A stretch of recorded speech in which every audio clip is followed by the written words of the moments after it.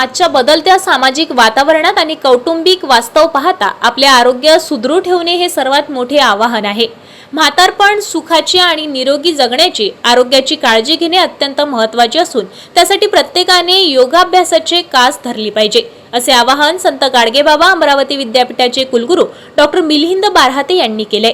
विद्यापीठाच्या आजीवन अध्ययन व विस्तार विभाग MA योगशास्त्र व PG डिप्लोमा योगा थेरपी यांच्या संयुक्त विद्यमाने विद्यापीठ विद्यार्थी विकास विभाग परिसरात 11वा आंतरराष्ट्रीय योग दिन मोठ्या उत्साहात आणि योग प्रेमींच्या उत्स्फूर्त उपस्थितीत साजरा करण्यात आलाय। या प्रसंगी उपस्थितांना संबोधित करताना ते बोलत होते। या प्रसंगी व्यासपीठावर कुलगुरू डॉक्टर महेंद्र ढोरे, कुलसचिव डॉक्टर अविनाश असनारे, आंतरराष्ट्रीय योग प्रशिक्षक डॉक्टर सुप्रिया चकोले, शिवाजी कला व वाणिज्य महाविद्यालयाच्या डॉक्टर नीता गिरी, विख्य वलयता अधिकारी CA पुष्कर देशपांडे, आजीवन अध्ययन व विस्तार विभागाचे संचालक डॉक्टर श्रीकांत पाटील, विद्यार्थी विकास संचालक डॉक्टर राजीव बोरकर, सहसंयोजक डॉक्टर निलेश कडू, उपकुलसचिव मंगेश वरखेडे आणि जनसंवर्धन अधिकारी डॉक्टर विलास नांदुरकर हे यावेळी उपस्थित होते। बदलत्या सामाजिक परिस्थितीवर प्रकाश विदर्भातील कौटुंबिक वास्तवावर भाष्य करताना कुलगुरू पुढे म्हणाले की आज शिक्षणाच्या आणि नोकरी निमित्ताने तरुण पिढी मुंबई पुण्यासारख्या मोठ्या शहरांमध्ये स्थानिक होत आहे।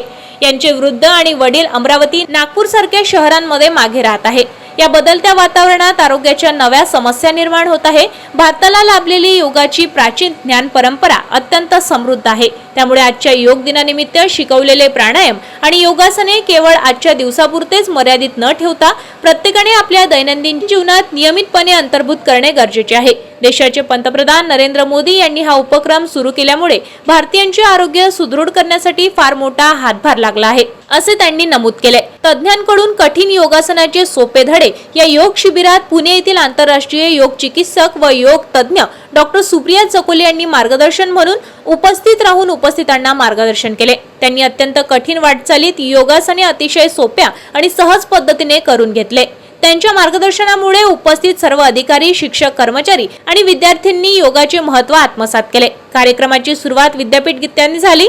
त्यानंतर मान्यवरांच्या हस्ते संत गाडगेबाबा व महर्षी पतंजली यांच्या प्रतिमेचे पूजन करण्यात आले। उपस्थितांचे स्वागत रोपटे देऊन करण्यात आले। कार्यक्रमाचे प्रास्ताविक संचालक डॉक्टर श्रीकांत पाटील यांनी केले, तर सूत्रसंचालन डॉक्टर अनगा देशमुख यांनी, तर आभार प्रदर्शन राजेश पिदडी यांनी केले असून राष्ट्रसंत तुकडोजी महाराज रचित भजन गायले आहे। हा संपूर्ण सोहळा यशस्वी करण्यासाठी आजीवन अध्ययन व विस्तार विभागातील शिक्षक व विद्यार्थ्यांनी अथक परिश्रम घेतले। या कार्यक्रमाला विद्यापीठातील शिक्षक, शिक्षकेतर कर्मचारी, मोठ्या संख्येने विद्यार्थी आणि अमरावतीतील योगप्रेमी नागरिक उपस्थित होते। आपल्या शहरातील ताज्या घडामोडी व बातम्या बघण्यासाठी नंबर 1 न्यूज चॅनल अमरावतीला सबस्क्राइब करा, लाईक करा आणि शेअर करा। संपर्क करा संपादक नितीन पाटील मुळे। संपर्क क्रमांक 9921589663।